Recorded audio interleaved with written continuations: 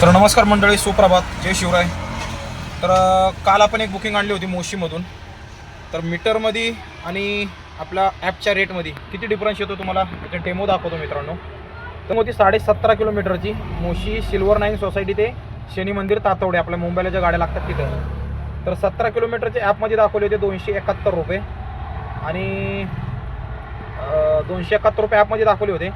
आणि मी मीटर टाकून आलो, कस्टमरला तिथंच सांगितलं. मी म्हटलं 271 तर 17.5 किलोमीटरचे जास्त होतात, एवढे होत नाहीत.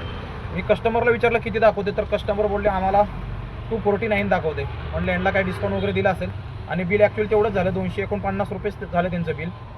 मीटर टाकल्यामुळं मीटरनी त्याचं झाले होते 304 रुपये कस्टमरचे. तर मीटरने जरी आपण असं कॅल्क्युलेट केलं तरी 17.5 किलोमीटरचे होतात, 290 ते 294च्या आसपास होतं. तर मीटर टाकून आल्यामुळं आपले झाले 304 रुपये.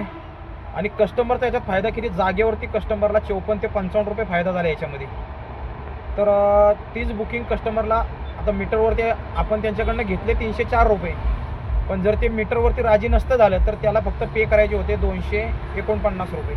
पण आपण त्याला रिक्वेस्ट केली की आपल्याला तेवढं परवडत नाही.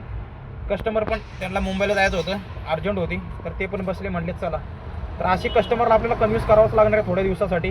पण एकदा कस्टमरला सवय झाली ते कस्टमर आपोआप बसतील.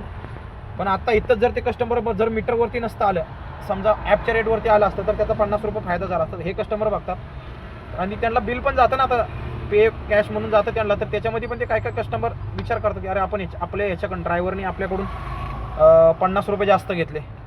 तर तुम्हाला सर्व मीटरचं पण दाखवलेलं आहे आणि ह्याचं पण दाखवलेलं आहे. विचार करा मित्रांनो, मीटर हा सर्वात बेस्ट आहे. मीटर खरंच वागला तरच धंद्यात आपण काहीतरी टिकून राहू नये. तर ॲपच्या जर आपण रेटमध्ये बुकिंग मारायला लागलो तर आपलीच नुकसान होणार आहे मित्रांनो. ॲक्च्युअली मीटरमध्ये आणि ॲपमध्ये खूप फरक येतो आहे. आपला खर्च पाणी ह्या वरच्या ह्याच्यामध्ये निघू शकतो मित्रांनो, कारण आपण लुटत नाही कोणाला. आपण जे गव्हर्नमेंटचा रेट आहे तोच फॉलो करतो आहे. आपण एक्स्ट्रा कोणाकडनं घेऊ नका, कोणाचा असं वेडं वाकडं फिरवत पण बसू नका. जो रेट आहे, जे मॅप दाखवते त्यामध्येच जावा तुम्ही. काय वेटिंग लागेल ते आपल्या हक्काची आहे, त्याच्यावरती कोणाचं म्हणजे हे नाही, अधिकार नाही.